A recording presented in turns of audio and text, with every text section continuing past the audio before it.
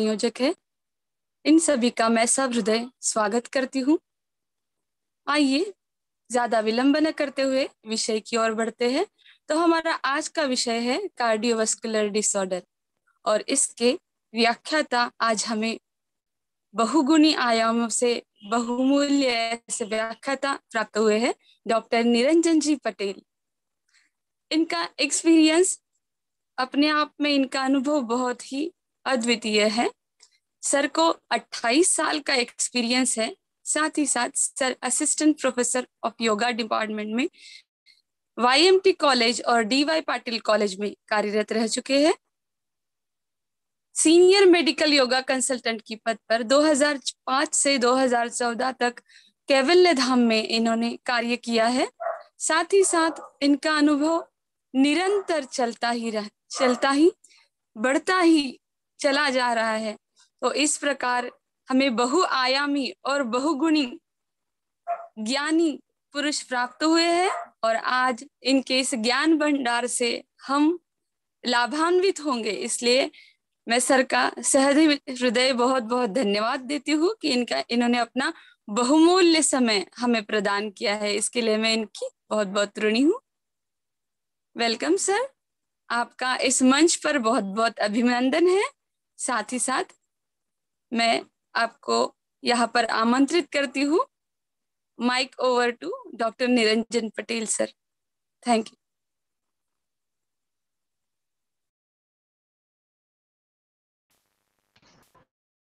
नमस्कार श्यामली जी, बहुत मेरी प्रशंसा कर दी। I am very much obliged. शुरुआत करने से पहले आंख बंद करके प्रार्थना जरा कर लेवे, क्योंकि मेरा भी नवरात्रि उपवास चल रहा है। चलो, लेट अस डू। ओम सहना भवतु सहनौ भुनक्तु सह वीर्यं करवावहै तेजस्विनावधीतमस्तु मा विद्विषावहै। ओम शांति शांति शांति।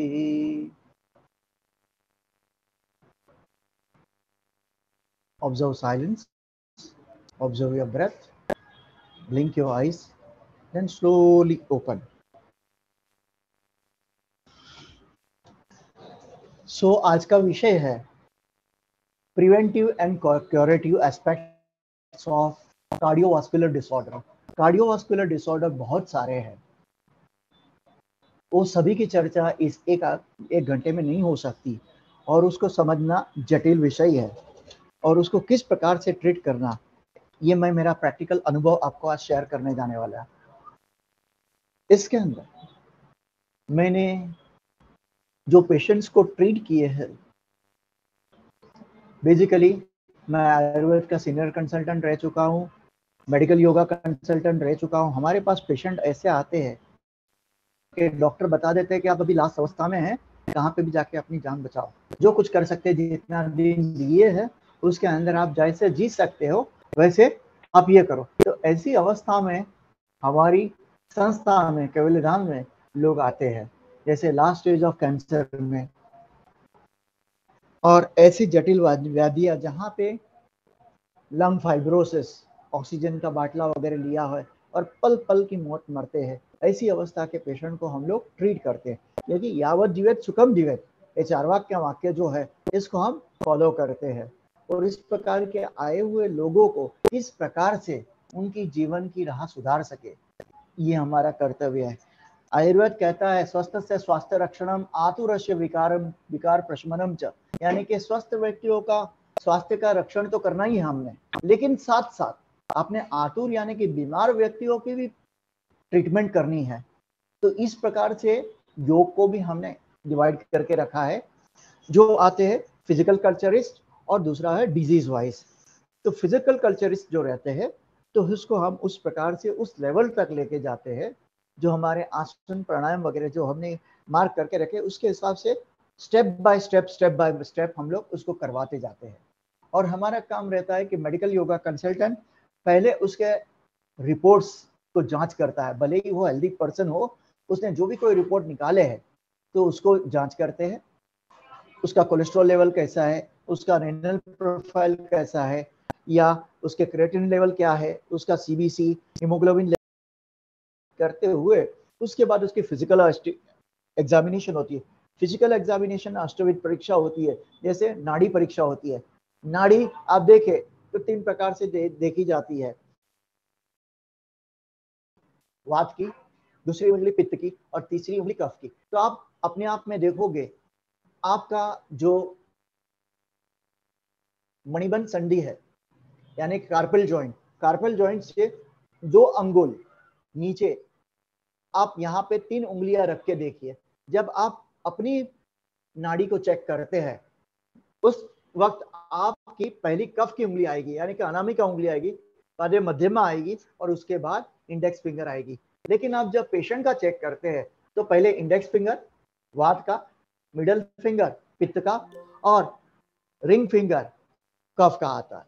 तो इस प्रकार से आपने नाड़ी को देखना है, नाड़ी को समझना है किस प्रकार की नाड़ी चलती है। एलोपैथी में आप जाओगे तो सिर्फ यही देखा जाता है कि उसका पल्स और वॉल्यूम कितना है, उसका रिदम कैसा है, उसकी पल्सेटिंग पर मिनट कितनी है। जनरली 70 टू 80 के बीच में नॉर्मल माने, 70 टू 80 के बीच में हम लोग नॉर्मल मानते हैं। लेकिन बच्चों में यानी कि नवजात शिशु में 120 से 130 तक रहती है। जब फीवर की अवस्था रहती है, ज्वरावस्था रहती है, इसमें भी नाड़ी ज्यादा ही चलती है और अमित जटिलवादियों में भी नाड़ी जटिल चलती है। जीवंत होने का लक्षण ध्यानात् धम्यः, ये आयुर्वेद का सूत्र बताता है, जिसका धमन करना ही गुण धर्म है, जिसको हम कहेंगे नाड़ी। तो इस प्रकार से आप अपनी नाड़ी देखना स्टार्ट कीजिए कि जिसकी वजह से आप जब भी पेशेंट को सिखाने जाते हैं तो आप देख सकते हैं कि उसका किस प्रकार का दोष विक्षिप्त है यानी विटिएटेड है। इसको आपने देखकर उसको ये करना। दूसरा परीक्षण है, आपने अगर ब्लड प्रेशर नापना आता है तो स्पिग्मोमेनोमीटर, ब्लड प्रेशर के मशीन 2 प्रकार के रहते हैं, एक एनोरॉइड और दूसरा है मर्क्यूरी वाला। तो मर्क्यूरी वाला जो है sphygmomanometer, that is the ideal one, लेकिन उसको समझना बहुत जरूरी है दोनों को। आजकल तो ओमरॉन के मशीन मिलते हैं, लेकिन ओमरॉन के मशीन, ओमरॉन और डिजिटल मशीन में मैंने कई बार ये देखा है कि रीडिंग में फ्लक्चुएशंस आते हैं और पेशेंट हड़बड़ा जाता है। भले ही उसका प्रेशर आगे पीछे रहेगा लेकिन बताता है नॉर्मल।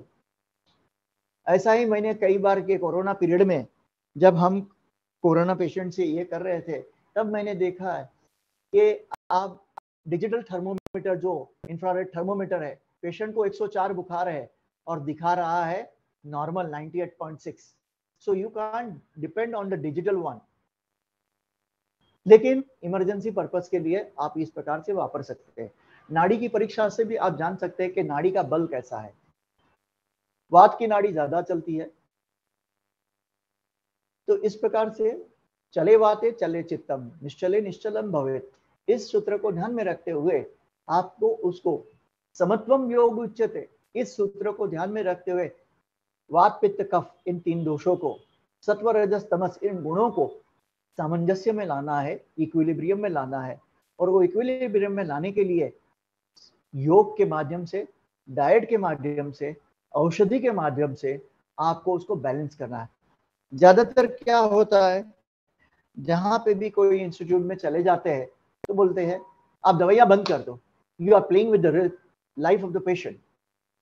अगर वो हाई ब्लड प्रेशर वाला पेशेंट है या पैरालिसिस का पेशेंट है और हम उसको दवाई बंद कर देते हैं, हेमरेजिक स्ट्रोक का पेशेंट है तो उसको कभी भी तकलीफ हो सकती है, एंजाइना पेक्टोरिस का पेशेंट है उसको कभी भी तकलीफ हो सकती है। तो दवाई आप फिजिशियन को अपना काम करने दो, हमने हमारा काम करना है। हमने हमारा काम करते हुए उसको बैलेंस करते हुए उसकी लाइफ को सेटल करके देनी है, और अपने आप वो फिजिशियन उसकी दवाइयां स्लोली स्लोली स्लोली टेपर करते जाएगा। और मेरा अनुभव तजुर्बा इतने सालों का यही कहता है, जब भी जो आवश्यक है उसको वह करना चाहिए। किसको मैसिव कार्डियक अटैक आया, अभी परसों की बात ले लो, मेरे जिमखाना में मेरा जो रिसेप्शनिस्ट था, मेरे से एक महीना ही बड़ा है, सुबह आया ड्यूटी पे, फोन पे बात करते करते माथा डेस्क के ऊपर डाल दिया। लोग आजू बाजू के देखे क्या हो गया इसको, जाके उसको हिला रहे, massive cardiac attack, on the spot ही पास्ड अवे। सो ऐसी अवस्था न आवे उसलिए हमने प्रिवेंटिव एस्पेक्ट भी देखना है एंड क्यूरेटिव एस्पेक्ट भी देखना है। प्रिवेंटिव एस्पेक्ट में हम देखेंगे कि आप जब भी जो भी स्वस्थ रुग्ण है उसका स्वास्थ्य से स्वास्थ्य रक्षणम, इस सूत्र को ध्यान में रखते हुए उसको स्लोली एंड ग्रेजुअली योग के माध्यम से आप उसको उस लेवल तक, उस साधक को उस लेवल तक लेके जाइए जहां पे उसको शरीर में कोई किसी भी प्रकार की तकलीफ है, वेदनाएं नहीं हो। इसको हमने इस प्रकार से करवाना है। और जो पेशेंट है तो पेशेंट के लिए अमुक आसन जो है उसको इस प्रकार से हमने देना है कि जिससे उसको कोई किसी प्रकार की तकलीफ न हो। और उसलिए हमने उसका ब्लड प्रेशर देखना है, नाड़ी देखनी है और डॉक्टर की जो रिपोर्ट्स है उसको इवेल्युएट करना है।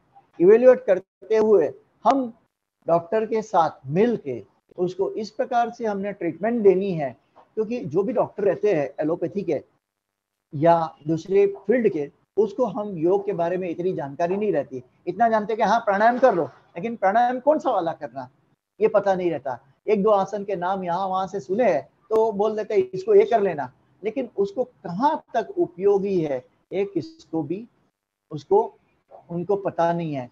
तो हमारा कर्तव्य ये बनता है कि हम इस प्रकार उसको ये करवाए कि जो योग के माध्यम से उसका लेवल को सुधारते जावे। अभी मेरे पेशेंट का एक फिलहाल ही लॉकडाउन के अंदर ऑलमोस्ट 80 to 83 इयर्स के हमारे सर, जिनको बाईपास बोला गया था, मोर देन 95% जब ब्लॉक रहता है, मोर देन 90% से ऊपर जब रहता है, तब आपको बाईपास करवाना अनिवार्य हो जाता है। बाईपास यानी पैर की या हाथ की नस निकाल के एक डॉक्टर है बॉम्बे हॉस्पिटल में जो चेस्ट की नस निकाल के यानी कि वेन निकाल के उसको इम्प्लांट करते हैं और इस प्रकार से एक बाजू का रास्ता, एक बाईपास रोड बना देते हैं जिसको कहेंगे bypass, CABG, coronary artery bypass grafting इसको ये कहते हैं। तो ये जो अवस्था रहती है लास्ट की अवस्था में आ जाता है।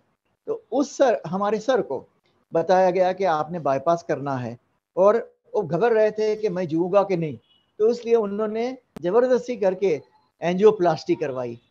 मुंबई के नामांकित doctor Ashwin Mehta bridge candy hospital में वहां बैठे थे और उन्होंने उनका एंजियोप्लास्टी करना स्टार्ट की, PTCS स्टेंटिंग बोलते हैं जिसको, वो स्टार्ट करना स्टार्ट की।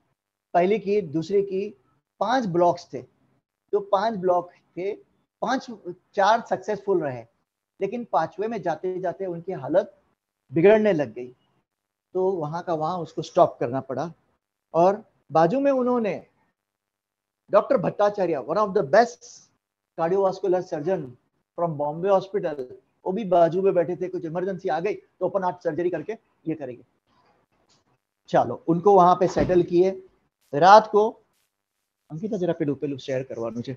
रात को उनको इमरजेंसी आ गई।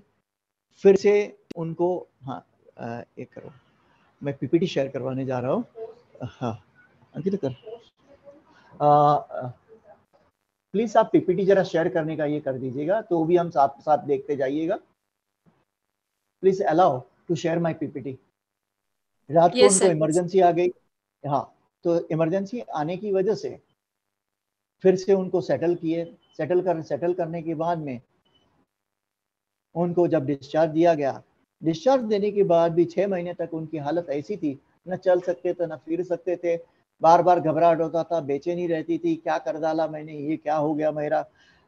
और ऐसे थे कि यहाँ से 36 घंटे और 72 घंटे प्लेन में फ्लाइट करते थे। He is one of the Saudi airlines के हेड रह चुके हैं बॉम्बे की।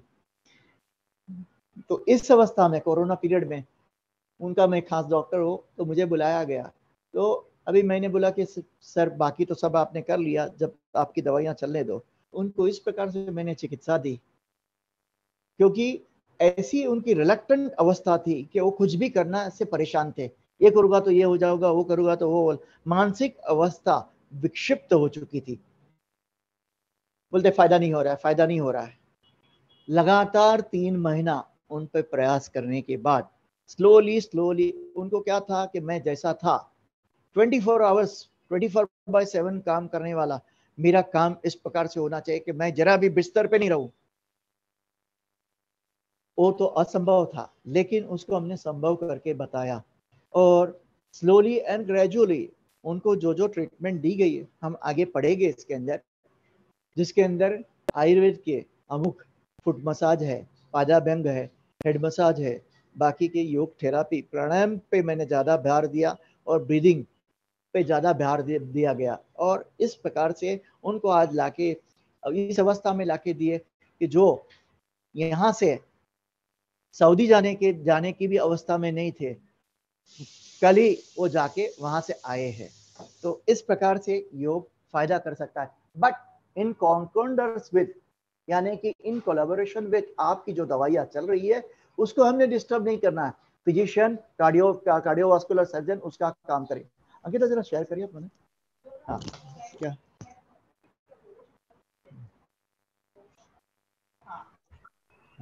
ओपन।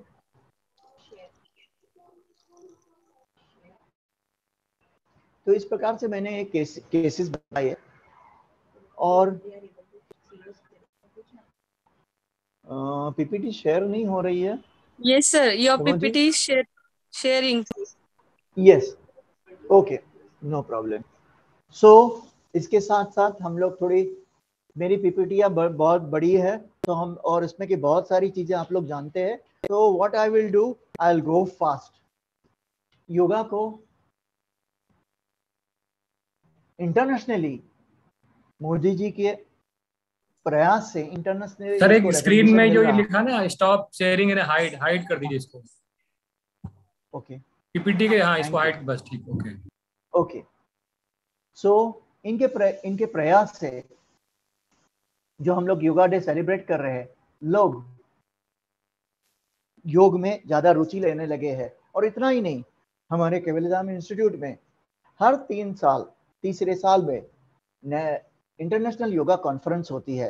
तो इंटरनेशनल योगा कॉन्फ्रेंस में मैंने ये देखा कि जो भी लोग जहाँ जहाँ से आते हैं, जर्मनी से सभी लोग अपने अपने पेपर लेके आते हैं। जिस प्रकार की रिसर्च हमारे वहाँ पे, आई एम सॉरी टू से, लेकिन जिस प्रकार की रिसर्च हम नहीं कर पा रहे, वो लोग ऐसे ऐसे रिसर्च पेपर लेके आते हैं विथ एविडेंस बेस्ड, कि हमने इतना इतना इनको लिया और इनको इस प्रकार से हमने इस प्रकार की ट्रीटमेंट दी और इस प्रकार से की है। तो हमारा ये प्रयत्न रहना चाहिए कि हम रिसर्च पे भी बहुत ज्यादा ध्यान देना स्टार्ट कर दे। और मैंने मेरे कार्यकाल के अंदर मेरे पास जितने पेशेंट आते थे उनके ऊपर रिसर्च करना पहले से ही इतने सालों से मेरा चलता ही रहता है। अमुक रिसर्च पेपर मैंने पब्लिश भी किए हैं।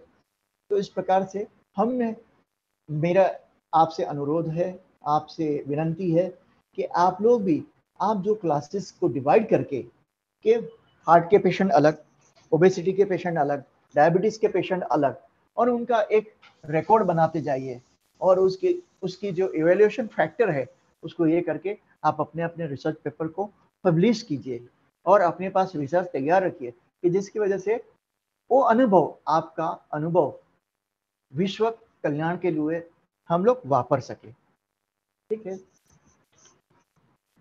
ना।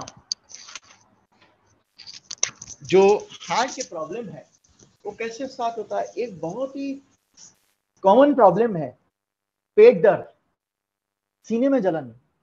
ये हम सोडा पी के, इनो, आई एम सॉरी टू से, सोडा पी के, इनो पी के, पुदीन हरा खा के, या संचड़ वगैरह ये सब, नमक वगैरह ये सब डाल के हम लोग उसको भगाने की कोशिश करते हैं। लेकिन कई बार सिर्फ एसिडिटी कारण नहीं रहती है, कि जिस एसिडिटी के कारण, एसिडिटी सामान्य भाषा में, कॉमन लेमैन एसिडिटी किसको कहता है, गैस ट्रबल को। तो इसलिए फिजिशियन का और थेरापिस्ट का एक कर्तव्य रहता है कि whether is it a retrosternal burning, सीने में जलन होती है या पेट में जलन होती है या गले में जलन होती है या गैसेस पास होती है ऊपर से या नीचे से, इसको देखना जरूरी है। ठीक है, कई बार सीने में जलन हम लोग ये एयरटेस हर्निया की वजह से, एच पाइलोरी की वजह से, अम्ल पित्त की वजह से भी होती है, लेकिन इसको हार्ट का कहाँ पे इश्यूज नहीं है, इसलिए हमने एक ईसीजी करवा के हमने, और कार्डियक मार्कर्स रहते हैं, इससे हमने देख लेना चाहिए कि हम क्या करवा रहे हैं। ठीक है, और एक लक्षण ऐसा है, पेट का दर्द।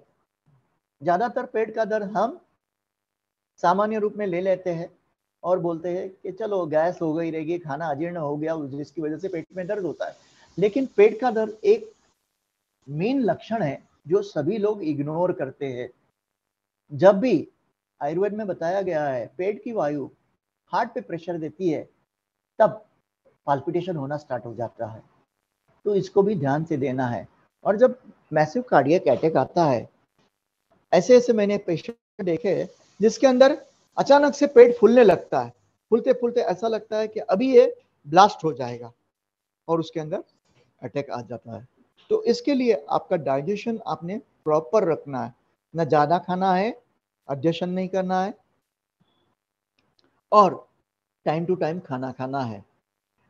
हार्ट के सिम्टम्स में आप में देखेंगे डिजीनेस यानी चक्कर आना, डिफिकल्ट ब्रीदिंग, DOE यानी कि डिस्पनिया ऑन एक्सर्शन, यानी हम 6 मिनट टेस्ट करवाते हैं। 6 मिनट टेस्ट के अंदर ऐसा होता है कि आप 6 मिनट चलते हैं और चलते समय आपको हांफना वगैरह हो रहा है, तो समझ लो कि there is some issues with the heart. लेकिन ऑल द टाइम हार्ट का इश्यू नहीं रहता है, ओबेसिटी भी एक कारण रहती है, तो इस 6 मिनट टेस्ट को हमने करना जरूरी रहता है। इसके साथ chest pain, cardiac pain, acute cardiac pain रहेगा तो मिडल ऑफ द चेस्ट या left side of the chest pain होगा और रेफर्ड रहेगा। रेफर्ड यानी कि पीछे से आगे या आगे से पीछे ऐसे जाने वाला रहेगा। घबराहट होगी, पाल्पिटेशन होगा और बेचैनी होगी, और इस प्रकार की बेचैनी होगी कि और दर्द इस प्रकार का रहेगा कि आप कोलैप्स होके फेंट हो जाओगे, अनकॉन्शियस हो जाओगे। तो इस सभी लक्षणों को बहुत ध्यान में रखना है इस प्रकार से। और जब भी हम प्रैक्टिस किसी को करवाते हैं और ऐसे नाजुक पेशेंट में हमने ध्यान रखना है, नहीं तो ऐसा हो जाता है कि शवासन करते करते राम नाम मोहन हो जावे, तो उसके लिए हमने कॉन्शियसली उस पर ध्यान रखना है। ठीक है, तो इस प्रकार प्रिवेंशन के लिए लो फैट डाइट रहना चाहिए, स्मोकिंग एंड अल्कोहल को बंद कर देना चाहिए, वेट को कंट्रोल करना चाहिए, स्ट्रेस को घटाना चाहिए। अब हमने देखा रहेगा हमारे बम्बई में तो इतना स्ट्रेस है, ट्रेन में लटकते हुए जाते हैं, खाना इरेगुलर है, टाइम से सोना नहीं है, टाइम से उठना नहीं है, इस प्रकार से चलते रहता है, और जिस वजह से बहुत सारी बीमारियां आ जाती है और डॉक्टर के पास जाने को फुर्सत नहीं रहती। जब पहले मेडिकल स्टोर में जाएंगे, मेडिकल स्टोर वाले को बताएंगे कि ऐसा ऐसा तकलीफ है, मेडिकल स्टोर वाला अपने आप डॉक्टरी कर देता है और दवाई दे देता है, ज्यादा से ज्यादा एसिडिटी की दवाई दे देता है, और या तो फिर पेंटोप्रेजोल, रेविप्रोजोल, एंटासिड ऐसा कुछ दे देता है, या तो गैस की कोई गोली दे देता है, और जब इसके अंदर टाइम वेस्ट हो जाता है। तो इस प्रकार से जरूरी है कि डॉक्टर के मार्गदर्शन के अंदर हम आगे बढ़े। ये मुंबई की लाइफस्टाइल है। Because I am properly from Mumbai, that is also from town, flora fountain area से। तो ये मुंबई की लाइफ लाइन जो कही जाती है, लटक लटक के लोग जाते हैं। कोरोना पीरियड में ये सब बंद था, लेकिन ये अवस्था है।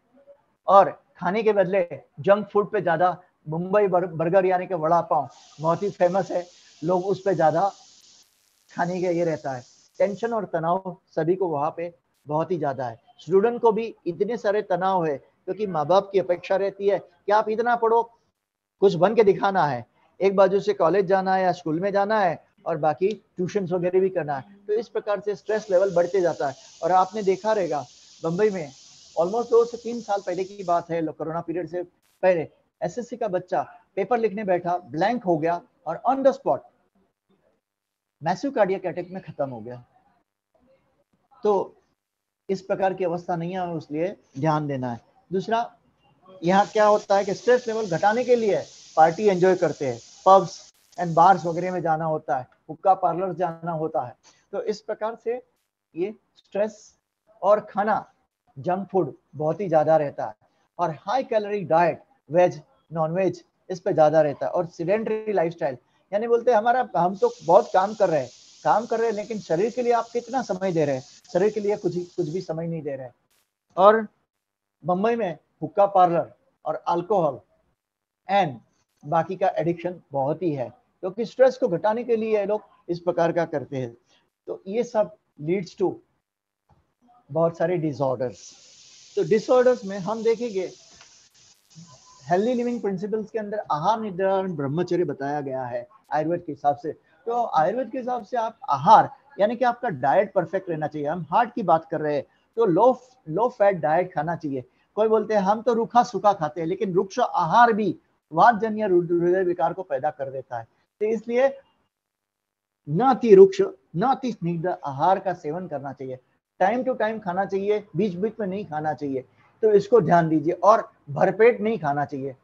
और इसका हम आगे सूत्र देखेंगे, हमने मिताहारी बनना है, ठीक है। निद्रा 6 से 8 घंटे की नींद सभी को अच्छे प्रकार से मिलनी चाहिए, क्योंकि क्या होता है कि 6 to 8 आवर्स पीसफुल स्लीप किसको मिलती नहीं है। 6 to 8 आवर्स के अंदर क्या होता है, सोते तो है, बोलते हैं हम 10 घंटे सो लिए, लेकिन बैक ऑफ द माइंड विचार चलते रहते हैं, म्यूजिक चलते रहता है, यूट्यूब चलते रहता है, तो जिसकी वजह से क्या होता है, नींद डिस्टर्ब हो जाती है। नींद डिस्टर्ब हो गई तो आपका पूरा कार्यक्रम बिगड़ जाता है। तो इसलिए आपने जरूरी है कि आपकी नींद इस प्रकार की रहनी चाहिए कि जिसके अंदर आप अच्छे प्रकार से सोकर उठने के बाद आपको फ्रेश लगना चाहिए। और दिन भर, क्योंकि नींद इसलिए आवश्यक है, आपकी जो इंद्रिया है, एकादश इंद्रिया यानी पंच ज्ञानेन्द्रिया, पंच कर्मेंद्रिया यानी उभय इंद्रिय मन, यानी कि दोनों का काम करता है, मन इंद्रिया और ज्ञानेन्द्रिया का। तो इनको रिजुविनेट करने के लिए नींद बहुत आवश्यक है। इसके अलावा ब्रह्मचर्य का पालन करना चाहिए। हम एक सूत्र देखें, बिंदु क्षयात वर्णम, इससे आप समझ जाओ कि कितना ब्रह्मचर्य जरूरी है। Working under the stress leads to all the complications, so that's why we will not go into the details. Various types of stresses are there that you understand. घर में कोई बीमार रहेगा तो उसका स्ट्रेस रहता है, हम बड़ी बीमारी से जा रहे हैं, या अपने जॉब के कोई प्रॉब्लम है, अपने बॉस से कोई प्रॉब्लम है, ये सब बहुत सारे स्ट्रेसेस है। कोई अपने को डीमोरलाइज कर रहा है, डीमोटिवेट कर रहा है, तो उसका भी स्ट्रेस रहता है। तो इसके क्या है, इन सभी को बैलेंस करना जरूरी है। तो इसलिए समत्वम योग उच्यते, इस सूत्र को ध्यान में रखते हुए हमने एक फॉलो करना है। Psychological factors which are there, emotions, stressful situation, boredom, sadness, anger, ये सब क्या होता है, इससे बीमारियां पैदा होती है।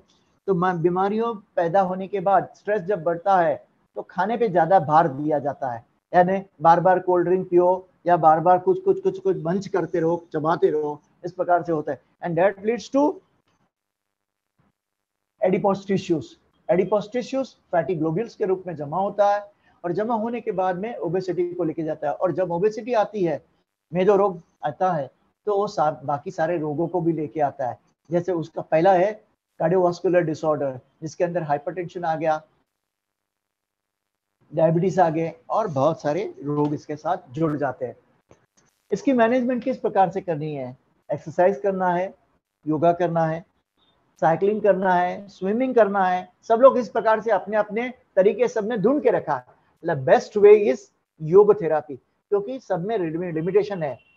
अगर कोई 60 साल का है, अगर कोई 60 साल के ऊपर का है, और कोई व्यक्ति जिसको फेफड़ों की बीमारी है, ब्रीदिंग प्रॉब्लम है, अस्थमा है, तो सांस को रोक कर कैसे स्विमिंग कर पाएगा, वो कैसे ट्रेडमिल पे वॉक कर पाएगा। ऐसे लोग को ऐसे हम जिम में भेज नहीं सकते। साइकिलिंग भी अमुक एज के बाद पॉसिबल नहीं रहती है। तो इसलिए योग इज द बेस्ट माध्यम to make you fit and healthy. यावत जीवित सुखम जीवित, इस सूत्र को ध्यान में रखकर इस योग थेरापी को अपनाना है। हम ज्यादातर खाना खाने के बाद ऑफिस में बैठ के काम करने लग जाते हैं, लेकिन और रात को भी खाने के बाद टीवी देखने लग जाते हैं, या सोशल मीडिया पे बैठ जाते हैं, या तो अपना काम निपटाने बैठ जाते हैं। कभी हमने शतपावली की है क्या? शतपावली यानी कि 100 स्टेप्स वॉकिंग, 10 से 15 मिनट आप अपने आप को दे के टहलो, लेजर वॉक करो, जिससे क्या होगा, आपका खाना मेटाबोलाइज हो जाएगा। ठीक है, ये यम अष्टांग योग को जब भी हम इस पेशेंट को ट्रीट करते हैं कार्डियोवास्कुलर डिसऑर्डर, तो इस अष्टांग योग को ध्यान में रखने हमने उस पर फोकस करना है। यम जो है, नियम है, इन सभी को फॉलो करवाना है। वो जहां तक फॉलो कर सकता है उसको फॉलो करवाने की आस्ते आहिस्ते आदत डालनी है। और इस प्रकार से योग चित्तवृत्ति निरोध तथा दृष्टि स्वरूप अवस्थान, इस सूत्रों को ध्यान में रखते हुए उसको उसकी चिकित्सा करनी है। यम जो है, यमस, तो यम पंच यमों को इस प्रकार से उसके पास पालन करवा के लेना है कि वो आहिस्ते आहिस्ते नेगेटिविटी से पॉजिटिविटी की तरफ आने लगे, उसको अपने आप का कॉन्फिडेंस बूस्ट होने लग जाए। इस प्रकार से हमने यम और नियम का उसको पालन करवाना है, ईश्वर प्रणिधान करवाना है। क्योंकि क्या है, जब तक बीमारियां नहीं आती है और अपने आप पे नहीं गुजरती है, तब तक ईश्वर याद नहीं आता है बहुत सारे लोगों को। तो उनको ईश्वर प्रणिधान, सरेंडर टू द गॉड भी करवाना है। तो इस प्रकार से और मंत्र चांटिंग वगैरह सब करवा के उनकी पॉजिटिविटी हमने जनरेट करना है। योग का आपने सब ये पढ़ा है, तो I am not going into the details.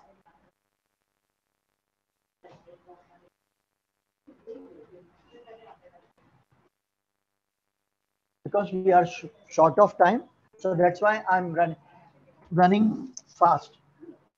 मन का जो गुण है, मन के 3 गुण बताए हैं, लेकिन उसमें के 2 है, रज और तम। ये उसके हेलो रज और तम जो बताया है वो उसके विकार है, और मन का प्राकर्ष से सत्व गुण है। तो कार्डियोवास्कुलर डिसऑर्डर में क्या होता है, सत्व गुण का ह्रास होता है। ह्रास यानी कि डिप्लीशन होता है। तो उस सत्व गुण को हमने बढ़ाना है और रजोगुण और तमोगुण को कम करना है। आसनास इस प्रकार से आपने करवाना है कि जिससे उसे फायदा होए। एक बात ध्यान में रखिए, जब भी कार्डियोवास्कुलर डिसऑर्डर किसी प्रकार का हो, तो प्रोन पोजीशन यानी कि पेट के बल लेटकर करने वाले आसन और फॉरवर्ड बेंडिंग आसन आपने नहीं करवाना है। इस थंब रूल को आपने ध्यान में रखना है। Take them as not as a normal person, take them as a cardiovascular patient. तो उसको उसका प्रोग्राम ही अलग रहता है। तो इस प्रकार से हमने प्रोग्राम को फॉलो करना है। ठीक है, दूसरी बात ध्यान में रखिए कि ये जो पेशेंट है उसके अंदर किसी भी प्रकार का ये रहा, ब्लड प्रेशर का पेशेंट रहा, कार्डियोवास्कुलर डिसऑर्डर रहा, तो उसको कपालभाति और भस्त्रिका प्राणायाम, कपालभाति शुद्धि क्रिया, इसको जरा भी नहीं देने हैं। और प्राणायाम में आपने भस्त्रिका प्राणायाम जरा भी नहीं करवाना है। 3 से 6 महीने तक तो इस पे ध्यान ही नहीं देना है। क्योंकि अब मेरे पास ऐसे बहुत सारे पेशेंट है कि हम लोग तो कपालभाति करते हैं, हम लोग 100 1000 2000 करते हैं, तो अभी हम क्यों नहीं करें। हमने एक ध्यान में रखना है कि वो अभी बिस्तर से उठ के आया है, सर्जरी को कॉन्वेलिसेंस पीरियड चल रहा है, तो इसलिए हमने उसको इससे अवॉइड करना है। उसके बदले नाड़ी शोधन प्राणायाम को ज्यादा से ज्यादा करवाना है।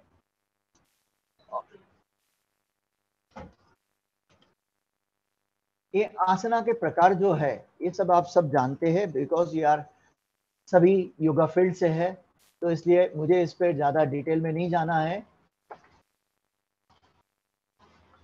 और आसना से इसलिए करवाना चाहिए कि देह की शुद्धि करने के लिए,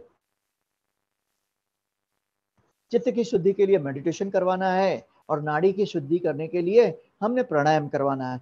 तो इस सभी चीजों को ध्यान में रखते हुए एक ऐसे ही पोजेस बताए हैं। लेकिन पुरुषम भिन्न विक्षे भिन्ना चिकित्सा, ये शारंगर संहिता का सूत्र है।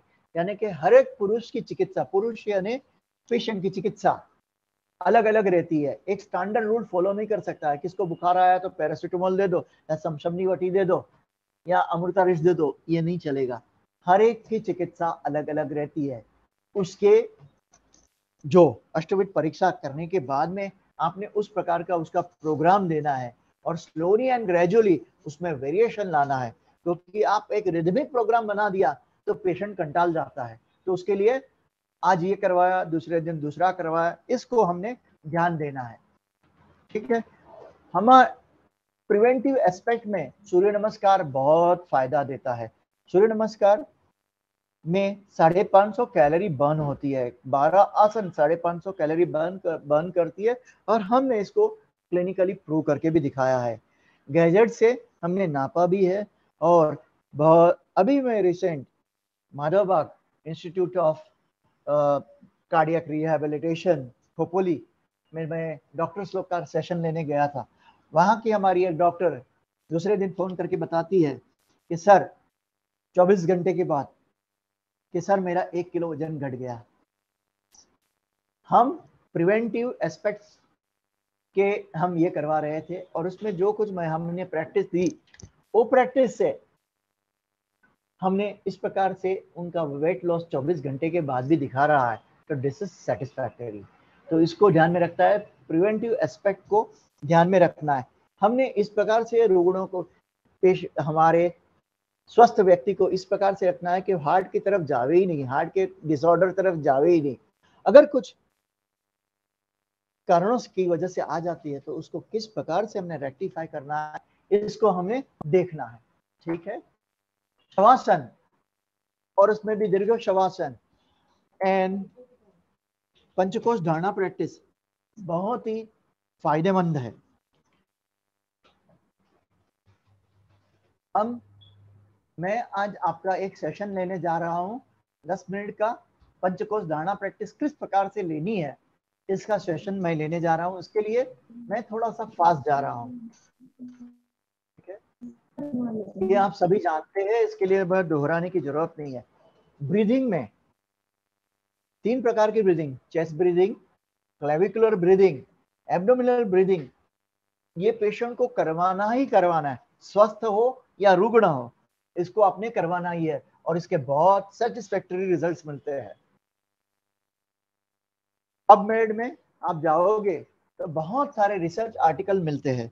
मैं जब YMT कॉलेज में थे तब मेरे अंडर में MD स्टूडेंट्स, उन्होंने अपने जो सिनॉप्सिस है योग पे लिया था, और सभी अच्छे नंबर से रुग्णों की ये करते हुए, वहाँ क्राइटेरिया रहता है कि 30 पेशेंट को लेना है, blind, double blind, single blind, ऐसे स्टडीज के प्रकार रहते हैं। इस प्रकार से करते हुए उन्होंने अपने सिनॉप्सिस में योग का माध्यम चुना था, और किसी ने ओबेसिटी पे काम किया, किसी ने उज्जयी प्राणायाम के ऊपर काम किया, किसी ने हार्ट के ऊपर, किसी ने मेडिटेशन के ऊपर, इस प्रकार से उन्होंने यह किया है। तो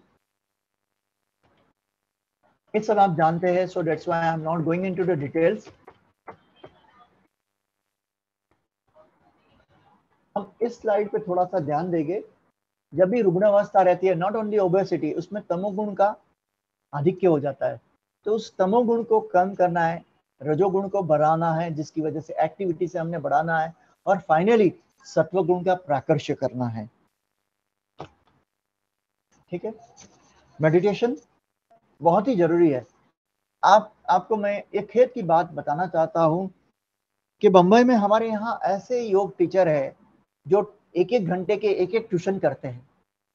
सुबह 4 बजे से शुरू हो जाते हैं, पेशेंट की नींद भी कंप्लीट, पेशेंट नहीं, स्वस्थ व्यक्ति की, वाल्केश्वर, एपेंसी रोड, वहां पे रहने वाले एकदम श्रीमंत धनाढ्य लोग हैं, जिनके पास 4 बजे से लोग योगा करवाना स्टार्ट करवा देते हैं। तो अपना टाइम ये करते हैं, और 1 घंटे में उनका सेशन कंप्लीट हो जाता है, और बता के रखा है कि आपने रोज नहीं करना है, हफ्ते में 3 ही दिन करना है, क्योंकि दूसरे 3 दिन वो लोग दूसरी जगह पे रहते हैं। और मेडिटेशन या पंचकोश धारणा प्रैक्टिस करवाने का नाम ही नहीं लेते। क्यों? अगर 8 से 9 के बीच में मुझे क्लास लेनी है और 9:15 बजे मेरी दूसरी क्लास स्टार्ट होने वाली है, तो वो क्या करेंगे कि ये झंझट वाले काम कौन करेगा, तो इसलिए वो लोग बाजू पे रख देते। वो लोग आते हैं, थोड़ा सा हैप्पी गो लकी जैसा कुछ करवा देते, और दे पे दोष क्या बोले, यजमान लोग उनको बुला के सेटिस्फाई होते हैं, हाँ हमने तो योग किया, योगा का हमने टी शर्ट पहना, योग के लिए हमने ट्रैक लिया, योगा मैट ली, सबको दिखाते हैं कि अरे हम योग कर रहे हैं, लेकिन उससे बेनिफिट क्या होती है वो जानना जरूरी है। हमारे स्वामी जी, स्वामी कुवलानंद जी, उनके पुस्तक में लिख के रखा है, जिनकी बहुत सारी पुस्तकों पे मैंने एडिट भी की है केवल धाम में रहते हुए।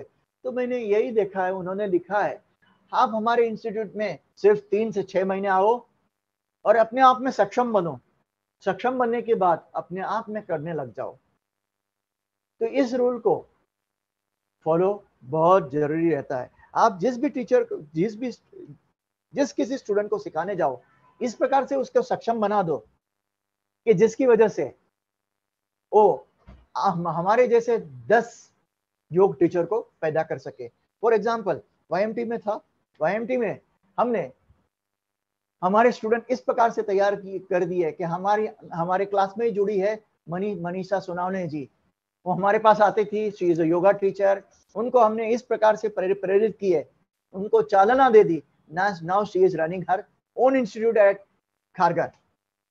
तो और उनके साथ दूसरे भी हमारे 2 स्टूडेंट्स इस प्रकार से जुड़े कि फील्ड फोर्स हमने तैयार करके रखी और वो सभी को योग के माध्यम से जोड़े जा रहे हैं। तो इस प्रकार से रहना चाहिए कि स्पून फीडिंग नहीं चाहिए, आपने सीखना है और इस प्रकार से सक्षम बनना है कि दूसरे को आप सिखाने के सक्षम बन जाओ। ओके नो, और जब जाप ये हमारे अविरत चलता ही रहता है, लेकिन मैंने देखा है जब आप सोहम का जाप करते हैं या महामृत्युंजय का जाप करते हैं तो इसका बहुत सारा उपयोगिता अपने को मिलती है। शुद्धि क्रिया किस लिए है? जो स्वस्थ व्यक्ति है उसके लिए शुद्धि क्रिया करनी बहुत जरूरी है। आप जैसे जैसे जो पीटीसी स्टेंटिंग के पेशेंट है, CABG के पेशेंट है, यानी बाईपास के पेशेंट है, उसको अंगुष्ठा, बिंदु और ज्योति त्राटक 1 महीने बाद करवाना स्टार्ट कीजिए। एक साथ नहीं करवाना, एक एक करके करवाना है। और त्राटक करवाने के बाद आप पंचकोश धारणा प्रैक्टिस करवाओ, दीर्घ शवासन करवाओ, जिससे उसको बहुत ही फायदा हो सकता है। वमन इज कॉन्ट्राइंडिकेटेड, किसी भी प्रकार का वमन है इसको हमने वमन धोती को नहीं करवाना है, बस्ती भी नहीं देनी है। जल नेति और सूत्र नेति जब चौकअप रहता है तब दिया जाता है, लेकिन पहले 3 से 6 महीने में बाईपास होने के बाद या एंजियोप्लास्टी होने के बाद इसको अवॉइड करना चाहिए, क्योंकि नहीं तो डॉक्टर अपने ऊपर बिल फाड़ देता है कि तुम्हारी वजह से ऐसा हुआ है। नौली कतई नहीं देनी है।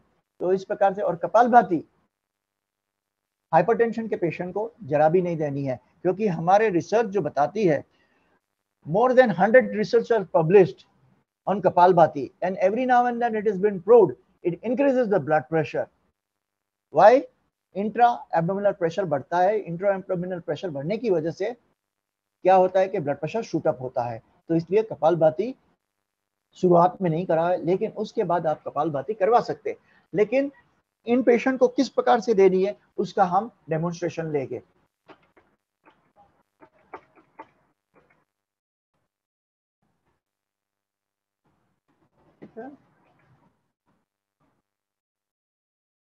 हमने इन गुणों को बहुत ध्यान में रखना है, मैत्री, करुणा, मुदित, इसको ध्यान में रख के इसको फॉलो करवाना चाहिए उनसे। और हमारा भी इस प्रकार से पेशेंट के साथ, अपने स्टूडेंट के साथ इस प्रकार का सामंजस्य रहना चाहिए कि वो अपने साथ खुलकर जी सके, रह सके और अपने प्रॉब्लम्स को शेयर करते हुए वो योग में प्रावीण्य हासिल कर सके और अपने मर्ज को तो दूर कर सके, लेकिन वो सक्षम होकर बता सके कि देखो योग के माध्यम से मैं इस प्रकार से आगे बढ़ सका हूं। कार्डियोवास्कुलर डिसऑर्डर्स के ऊपर बहुत सारी रिसर्च पब्लिश हुई है, तो इस रिसर्च के डिटेल्स में मैं नहीं जा रहा हूं। आपने फूड ट्रायंगल तो देखा रहेगा, सात्विक, राजसिक और तामसिक फूड है। तो इस फूड ट्रायंगल में आप पढ़ लीजिए, देखिए सात्विक फूड में क्या आता है, वेज फ्रूट्स वगैरह, इसको हमने ज्यादा ध्यान देना है। राजसिक फूड को और तामसिक फूड को बहुत ही कम कर देना है और सात्विक ताप पे हमने जाना है, क्योंकि सत्व गुण का प्राकर्ष्य करना है। मिताहार आप सभी जानते हैं, मुझे बताने की जरूरत नहीं है। स्टमक का आधा भाग आप सॉलिड से भरिए, 1/4 पार्ट से लिक्विड से भरिए और 1/4 पार्ट गैसियस एक्सचेंज के लिए छोड़ दीजिए। तो जिससे आपका खाना अच्छे से पच सके। हेल्दी लिविंग प्रिंसिपल्स में आयुर्वेद के दिनचर्या बताई है, ऋतुचर्या के ऋतु के अनुसार जो खान पान है उसको फॉलो करना है। Suppressive non suppressible urges and suppressible urges, इसको हमने ध्यान देना है। कंट्रोलिंग ऑफ मॉरल कंडक्ट को फॉलो करना है, योग साधना करना है, और आहार विधि को फॉलो करना है। आहार विधि जब फुर्सत मिलेगी तब हम दूसरी बार जब आएंगे तब बताएंगे कि उष्णम अश्नियात निग्नम अश्नियात, यानी गरम गरम खाना खाना चाहिए, तुरंत का बना हुआ खाना चाहिए, ज्यादा तेल घी वाला नहीं रहना चाहिए, ज्यादा रुक्ष आहार नहीं रहना चाहिए, खाते समय बात नहीं करनी चाहिए। इन सभी नियमों को फॉलो करना चाहिए जिससे आप स्वस्थ रह सको और हार्ट डिजीज या दूसरी प्रकार की किसी प्रकार की व्याधियां ना आ सके, इसको ध्यान में रखना है। अभी हम थोड़ा सा मैं आपको इस प्रकार यहाँ पे लेके जाता हूँ। नॉन सप्रेसिबल अर्जेस यानी 13 अधारणीय वेग बताए गए, जिसके अंदर मूत्र, यूरिन, स्टूल, सीमेन यानी कि शुक्र का, फ्लैटर्स यानी गैसेस का, वॉमिटिंग, स्नीजिंग छींकने का, इरेक्टेशन यानी कि डकार का, योनिंग यानी झंबाइया, हंगर भूख का वेग को, थर्स्ट यानी प्यास का, टीयर्स यानी अश्रु आ रहे हैं और हम रोकने की कोशिश कर रहे हैं, आंखों से पानी बह रहा है लेकिन हम उसको कोसने की जबरदस्ती कोसने की कोशिश कर रहे हैं, that is also not good. Sleep, अच्छी प्रकार की स्लीप आनी चाहिए। स्लीप आपको नींद आ रही है और आप उसको स्लीप का वेग का धारण कर रहे हैं, यानी आपको 6 से 8 घंटे की नींद आवश्यक है और आप सो रहे हैं सिर्फ 4 ही घंटे, तो ये सभी वात की वृद्धि कर देता है। और 13वां वेग है श्रम श्वास, यानी आपने काम किया और आपको थकावट हो रही है और दम लग रहा है, दम यानी कि वो स्वाभाविक है, सीढ़ियां चढ़ के आए और आपको दम लगा है तो आप बोलते हैं कि नहीं वो लगना चाहिए, और उस श्रम श्वास के डीप ब्रीदिंग से उसको नॉर्मल में लाना है, लेकिन उसको आप सप्रेस करने जाओ, यानी कि कुछ कारणों की वजह से हम मीटिंग में बैठे हैं और फार्टिंग हो रहा है या डकारें आ रही है तो आप क्या बोलेंगे, या झंबाइयां आ रही है तो आप उसको रोकने की कोशिश करोगे। जैसे जैसे खांसी का वेग आ रहा है, आप मीटिंग में लेक्चर ले रहे हैं और खांसी का वेग आ रहा है और आप उसको रोकने की कोशिश करोगे तो ये सब वात की वृद्धि कर देता है, और जब भी वात की वृद्धि होती है तो बाकी रोगों को निमंत्रण मिल जाता है। तो इसलिए वात रोग को हमेशा कंट्रोल में रखने की कोशिश कीजिए और वातवर्धक चीजों का कम से कम प्रयोग कीजिए। ठीक। दूसरा एक मैं बताना चाहता हूं कि कार्डियोवास्कुलर डिसऑर्डर में फियर फैक्टर ओजक क्षय होता है, तो इसके अंदर क्या होता है, ओजक क्षय, ओज सुप्रीम धातु है, सप्त धातु, रसाश्रुंग मांस मेदोस्ति मज्जा शुक्राणी धातु, रस रक्त मांस मेद अस्थि मज्जा और शुक्र, ये 7 धातु है। इस 7 धातु का जो सुप्रीम एसेंस है उसको ओज कहते हैं। इसका जब क्षय होता है, डिप्लीशन होता है, तो क्या होता है, फियर आता है, नॉन रियलिस्टिक फियर आता है, जनरल डेबिलिटी आती है, वीकनेस आती है, एक्स्ट्रा वरिंग होने लगती है, टायर्डनेस ऑफ सेंस ऑर्गन्स, यानी कि आंख बोलती है कि अभी बंद, बस बस बहुत, मुंह बोलता है कि बस अभी बोलना नहीं है, कान बोलता है कि बस बहुत गाना सुन लिया, या कान में हमने ये लगा के तो ये कर लिए, अभी बस कुछ नहीं सुनना। तो ये जो टायर्डनेस है इंद्रियों की, तो उसको हमने फॉलो करना चाहिए, और उसके लिए क्या है, श्रेष्ठ नींद है। लेकिन नींद का एक ही निर्णय है, दोपहर में सोना वर्ज्य है। आप वाम कुक्षी कर सकते हैं लेकिन दोपहर में सोना जरूरी नहीं है। कॉम्प्लेक्स रिलेटेड चेंजेस आती है, सैडनेस ओजक क्षय में आती है, नेगेटिव थॉट्स आने स्टार्ट होते हैं, ड्राइनेस आने स्टार्ट होती है और कृशता बढ़ती जाती है, यानी शरीर पतला होते जाता है, आप खा पी रहे हैं लेकिन पतला होते जा रहे हैं। तो इस ओजक क्षय की ट्रीटमेंट करनी बहुत जरूरी रहती है, जिसके अंदर मेदा, महामेदा, काकोली, क्षीर काकोली, ऐसे जो वनस्पतियां है, दिव्य वनस्पतियां जो अभी नष्ट हो चुकी है, जो हिमालय पे होती थी, तो उसके बदले आप शतावरी, अश्वगंधा, इसका सेवन कर सकते हैं। मैंने ये देखा है कि आप जब पंचकर्म थेरापी में जाते हैं तो रुट बस्ती बहुत ही फायदेमंद रहती है, लेकिन लोग क्या करते हैं, रुट बस्ती ऐसे ही दे देते हैं। पंचकर्म यानी कि वमन, विरेचन, नस्य बस्ती और रक्त मोक्षण, ये पंचकर्मों करवाने के बाद ही रुट बस्ती कार्यरत होती है। सिर्फ रुट बस्ती में क्या होता है, स्पेसिफिक तेल ऑयल से, मेडिकेटेड ऑयल से उसको चेस्ट पे रखा जाता है, कार्डियक एरिया पे।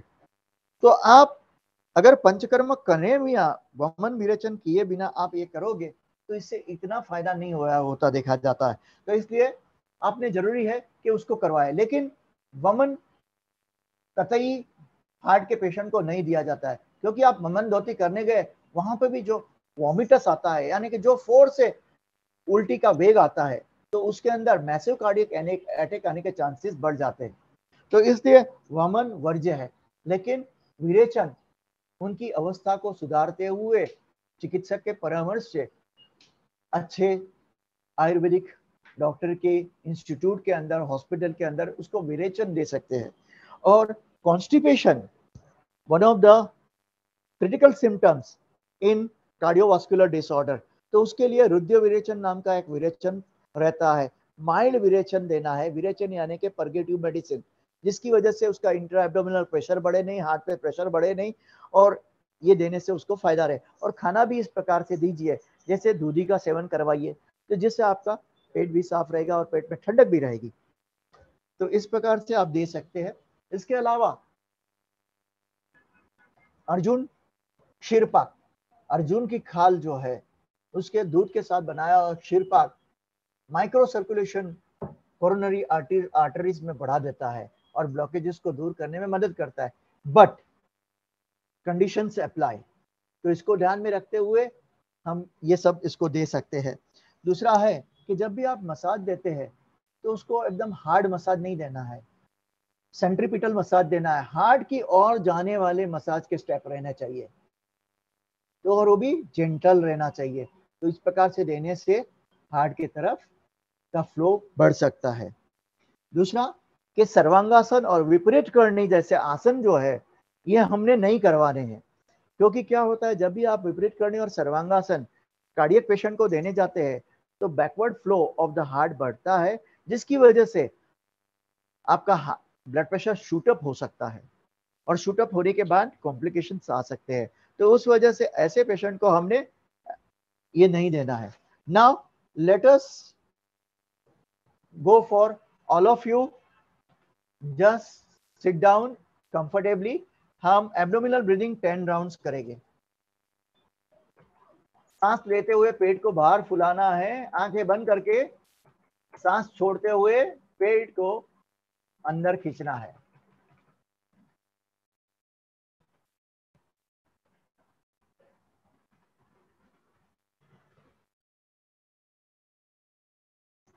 दस बार कीजिए। अंकित आप पीपीटी बंद कर, पीपीटी बंद कर અને પછી મેઇન સ્ક્રીન પર આવી જાય।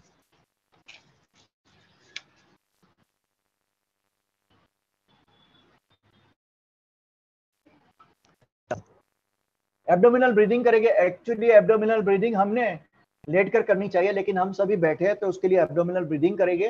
ये बहुत ही इंपॉर्टेंट चीज है स्वस्थ व्यक्ति के लिए और कार्डियक पेशेंट के लिए भी। सांस लेते हुए पेट को बाहर फुलाना है अपने कैपेसिटी के हिसाब से, सांस छोड़ते हुए अंदर जाना है। ठीक है, 10 बार इसको करेंगे। इससे इंट्रा एब्डोमिनल जो एओर्टा है, एब्डोमिनल एओर्टा, उसको स्टिमुलेशन मिलता है। और दशज धमनियां, ऐसे चरकाचार्य ने जो बताया है, पेट में जो 10 धमनी है सभी जगह पे रक्त का संचार करवाती है, पूरे शरीर में सभी 8 दिशाओं में करवाती है, तो उसको चालना मिलती है। तो इसलिए एब्डोमिनल ब्रीदिंग करना बहुत जरूरी है। ठीक है, एब्डोमिनल ब्रीदिंग के बाद में आप ये भी करना है, अभी तो मैं सिर्फ बता देता हूं, तड़ागी मुद्रा, पैर को फोल्ड करके पेट में सांस इसी प्रकार से 10 बार भरनी है। यष्टिकासन, हाथ पैर को फैला के, शवासन में लेट के हाथ पैर को फैला के दोनों एंकल्स और नीज को साथ में रख के आप पेट में सांस भरिए। इसी क्रिया को दोहराइए। Supine position and prone position दोनों में ये करना है, तो इससे हमको फायदा हो सकता है। लेकिन कार्डियक पेशेंट में प्रोन पोजीशन यानी कि पेट के बल लेटने वाला हमने अवॉइड करना है। ठीक है, now we are going for deep relaxation, panchakosha dharana practice. आंखें बंद करके focus your attention on the breath. Feel the breath. When you inhale, it is cold. When you exhale, it is warm. travel to the passage of air, reaching up to the lungs, and from there come out.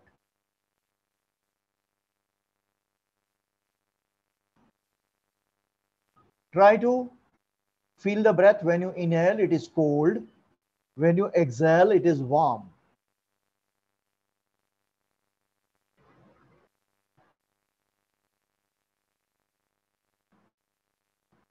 Try to listen to the sound generated by the respiratory movements. Called as सोहम. सांस लेते हुए सो, सांस छोड़ते हम. आंखें बंद करके आप मेरे ऑर्डर्स को फॉलो कीजिए. No movements in the body. So हम, सो हम. फील कीजिए, फील कीजिए.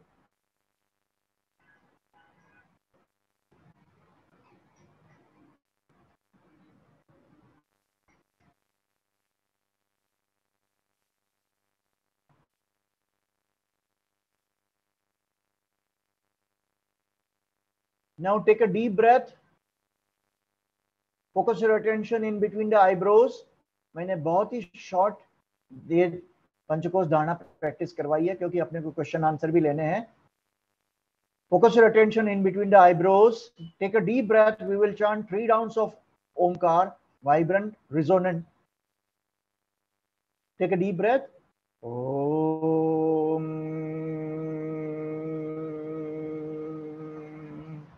Take a deep breath.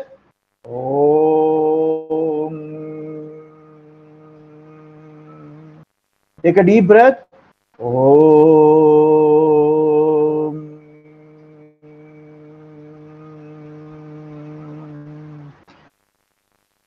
Rub your hands on each other. Rub it on the face. Blink your eyes. Then open. एक बात मैं यहाँ और ज्यादा शेयर करना चाहूंगा. ओमकार 3 प्रकार से चांट किया जाता है. जैसे अ, उ और म से ओमकार बना है इस संधि से, तो इसके अंदर ओ और म की मात्रा इक्वल, यानी ये 50 है तो ओ भी 50 है, ओ 50 है तो म भी 50 है. जैसे सांस लिए ओम, सभी बोलेंगे, बोलिए, दोनों इक्वल बोलिए. ओम. ओके, ये फर्स्ट टाइप हो गया. ना सेकेंड लेवल पे I am going fast little bit fun. Second level पे है आप ओ की मात्रा ज्यादा यानी कि 70 to 80% और म की मात्रा स्मॉल. जैसे Om.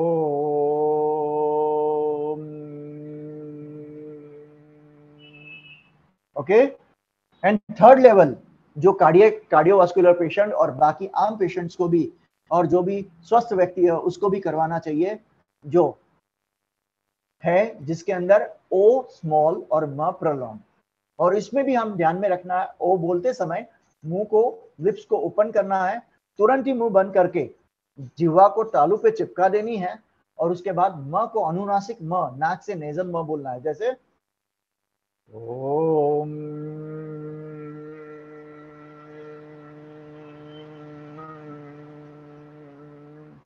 Everybody chant like this. आपको यहां से यहां तक जत्रु में वाइब्रेशन मिलना चाहिए, सॉफ्ट पैलेट में वाइब्रेशन आने चाहिए. कीजिए, यही हमने सभी को सिखाना है. इसी के माध्यम से आपका स्ट्रेस लेवल कम होता है, ज्यादा से ज्यादा ऑक्सीजन ज्यादा पहुंचता है. भ्रामरी प्राणायाम, उज्जयी प्राणायाम, इसको हम अच्छी प्रकार से करवाना है. उज्जयी प्राणायाम शुरू में सबको नहीं आता है, तो उसके लिए हमने इस प्रकार से आहिस्ते आहिस्ते सिखाना है. उज्जयी प्राणायाम ट्रेडिशनल वे में जाओगे तो इस प्रकार से.